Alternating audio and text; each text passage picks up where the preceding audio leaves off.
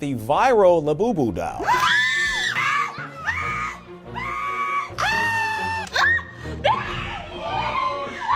You get the secret?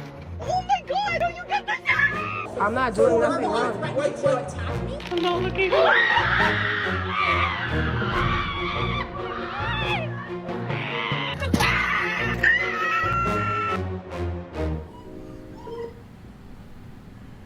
No. I'm Jaime Fritz. I need all you dozens of viewers out there to just tell me how you like this, alright?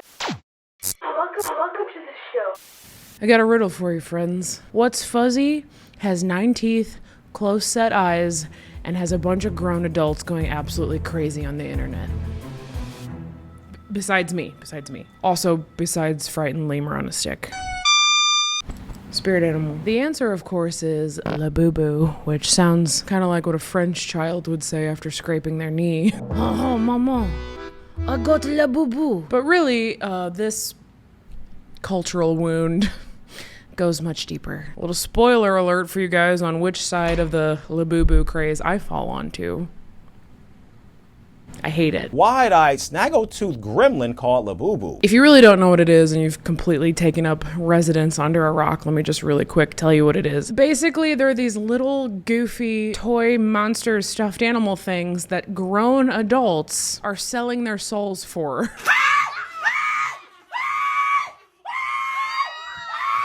Well, Labubu has become a global pop culture sensation. Surely you want to start with the most obvious question, which is why? Are we really doing this? Who's buying these things?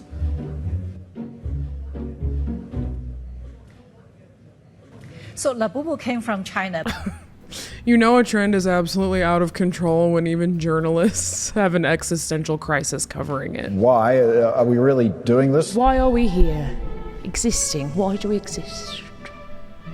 What is the meaning of life? It's Labubu, innit? Can someone please up this guy's Lexapro dosage? Paul Allen's Lexapro dosage. He looks like he's struggling. And in the meantime, while someone is upping Paul's Lexapro dosage, we have to step aside for a moment so I can tell you about today's amazing sponsor. And now a word from our sponsors. Friends, I used to get so much backlash for referring to products as life-changing, especially when I was a beauty guru. I would be like, this lip liner is life-changing. And people would be like, wow, really?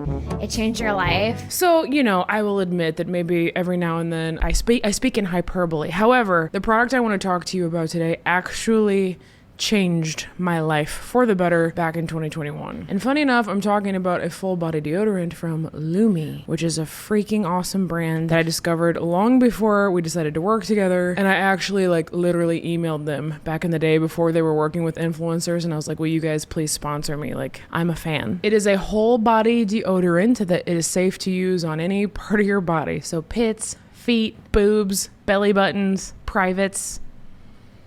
I don't like that word. But it's true. You can use it there if you want. You can use it anywhere. Basically, any crevice on your body that screams, hey, maybe don't sniff me right now. You can use it there. But the cool thing is that it was invented by an OBGYN named Dr. Shannon Klingman. And it is clinically proven to block body odor all day and continue working for 72 hours. And I promise you, it actually does do this. You smell like delicious nothing. Also, it's safe. It is aluminum free. It's baking soda free. It's pH optimized. It does not stain your clothes. And of course, it smells good. Lately, I'm into the lavender sage one, but I loved the spruce one. I don't know if they still have that scent, but I love it. I think their starter pack bundle is going to be the best deal for you guys. It's great for you to try out all their stuff, see what you like best. It has a full-size stick deodorant, a tube of the cream or spray, and then 2 free products like the wipes or the body wash. There's also free shipping in the US, and just for my followers, Lumi is actually giving you guys an extra $5 hairs off when you click the link in my description box and use the code JFrench at checkout. Dude,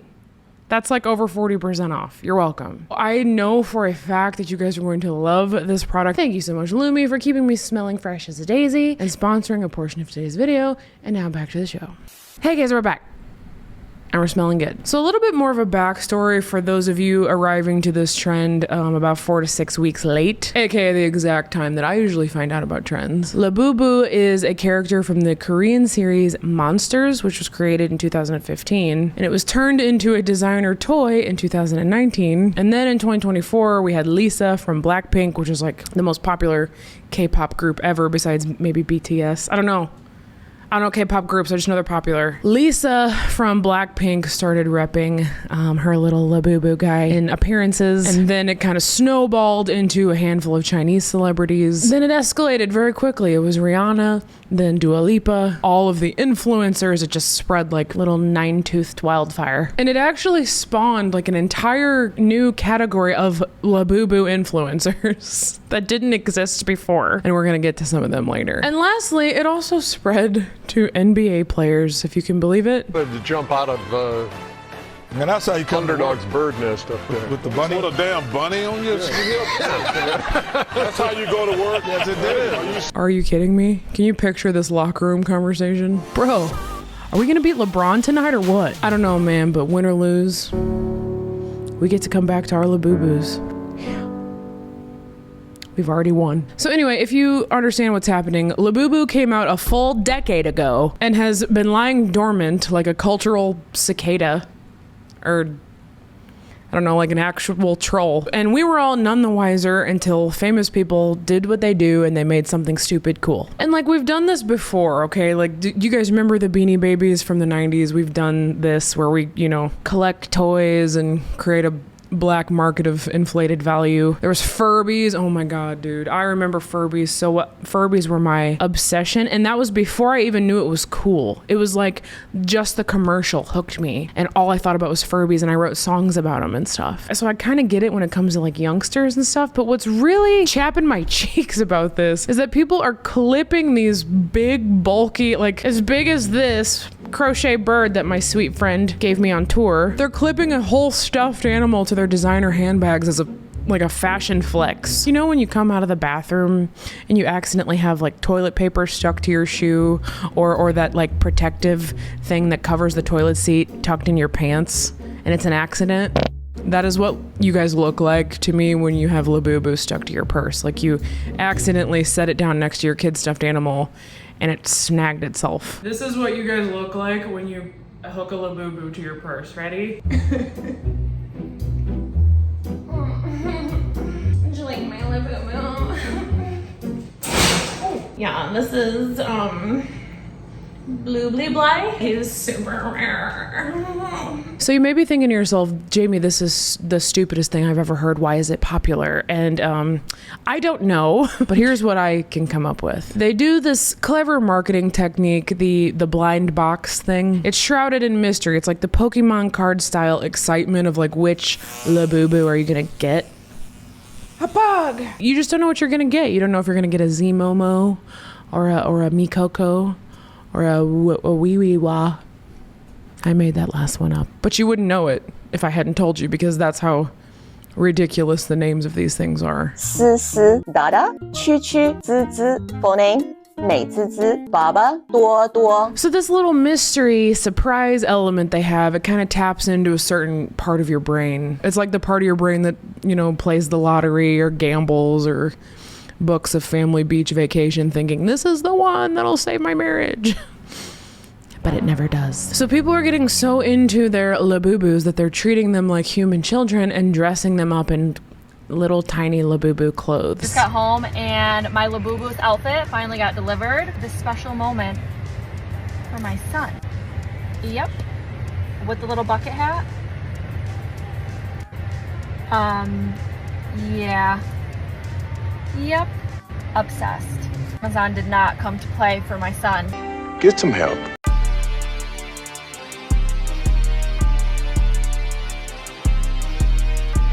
Wait, is this a whole store of Labubu clothes? Clothes. I like that word. Come with me to go shopping for my Labubu. Words I never thought I'd say. The tiny clothes and tiny hangers were so cute. What? Did you guys not go down? Did you guys not have Barbies? Did this generation grow up without Barbies? No, that's not true. They did, because these are like women my age. People my age doing this. It's not just kids. But if it's anything like Barbies, there's no point in buying clothes for them because you know how all of our Barbies ended up. They all ended up just naked with half their hair pulled out and missing limbs. You'd be walking through the house and you'd step on one of their little Barbie hands, you know what I mean? Why are we dressing them? I kind of picked stuff that I would kind of wear, and the shop had an area where you could sit down and kind of dress them. And to finish it off, I got a panda backpack. This was the cutest experience ever. 10/10 recommend. It reminds me of so many things. Like, it's kind of nostalgic. It reminds me of like Happy Meals, like grown-up Happy Meals kind of, because it's a surprise. What's the prize? So as I said, people are literally losing their minds, screaming, crying, going into cardiac arrest, and it's a lot. I got one, bitch. Okay.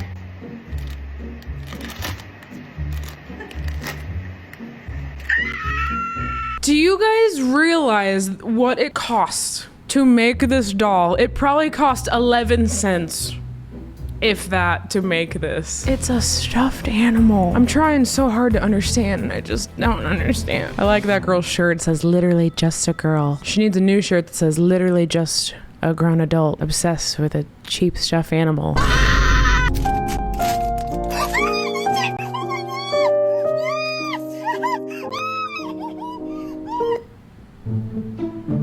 No.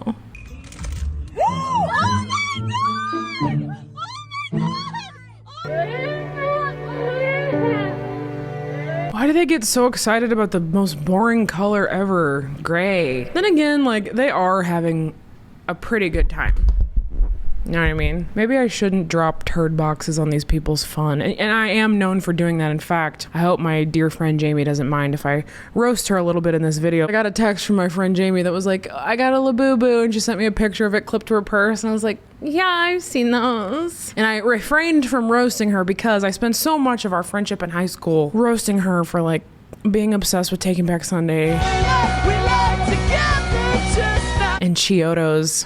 Because tonight will be the night that I will fall for you over again. And some things never change, you know? Like, I'm that friend that will roast you for these things, but listen, it's a stuffed animal. There are levels to Labubu addiction that clearly a lot of people don't understand. So let me break it down for you real quick. Now, on this diagram, there are 8 different levels, but I think it's only 7 because it's certain products that you will never be able to get your hands on no matter how hard you try. So let's get into it. Starting with level 1, which I like to call the setters, and they're probably gonna have different kinds, which means that they have every version actual addiction starts forming because they already have it, because you have every Labubu from every collection. Even though plush dolls are not as expensive as the Momos, they I'm gonna have to stop you right there because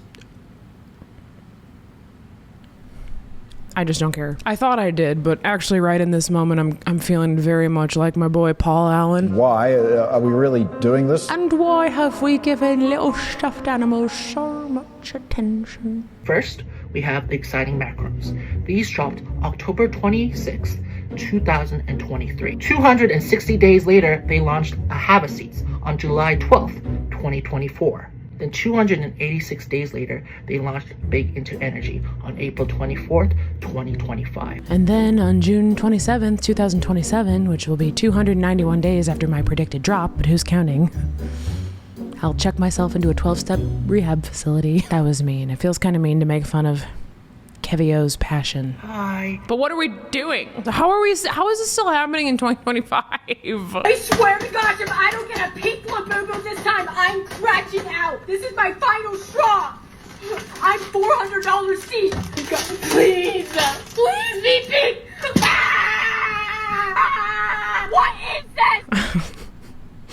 Okay, I feel like that one was a parody. But anyway, now that we've dipped a pudgy little toe claw into the dark side of Labubu, let's keep riding that wave because it gets even darker. Crowds camp out overnight. Shoppers fight over boxes. One Los Angeles mall had to even cancel a Labubu event after a pre-dawn stampede. What? A pre-dawn stampede? I don't know. I'm not claiming that I know what a pre-dawn stampede should be about, but I feel like it should not be about a kuwu and soy milk or whatever their names are. Are you giving me a chance to do my job? You're clearly shutting me off every time I try to speak. So how am I going to be? How am I going to be? I'm here.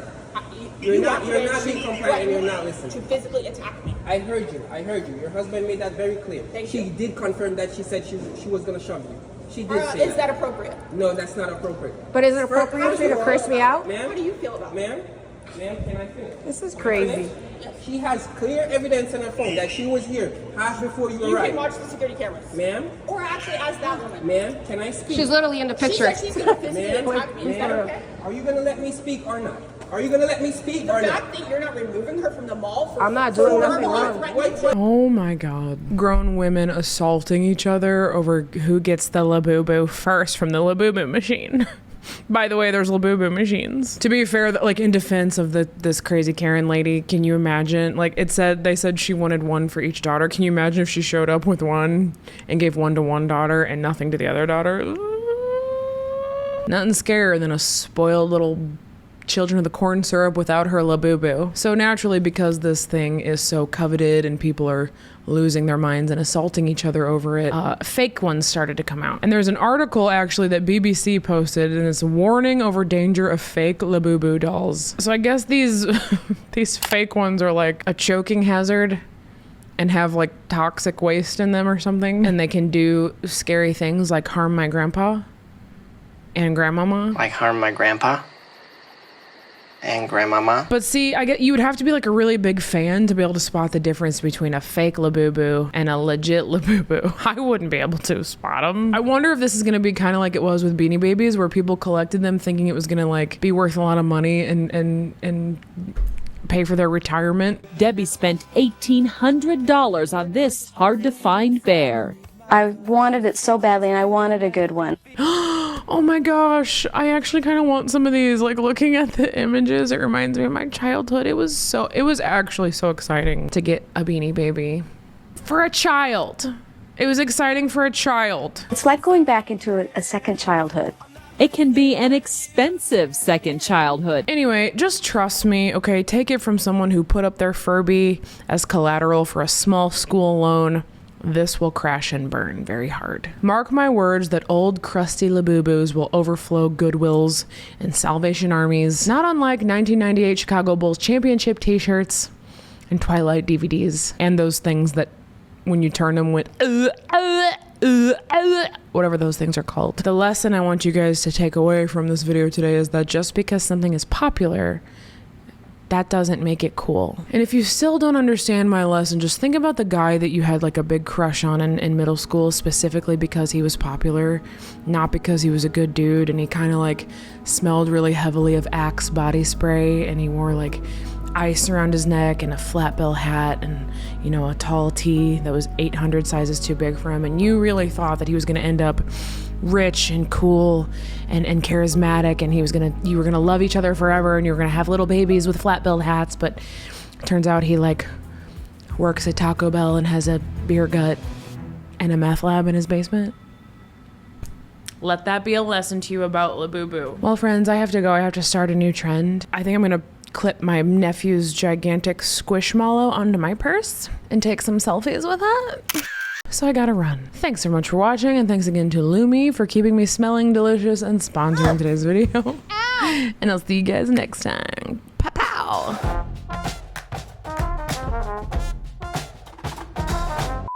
Labubu. I kind of like to say Labubu. Hubu? Labubu. And I got these jeans from Fubu. You think I don't like Labubu? Well, I do, boo.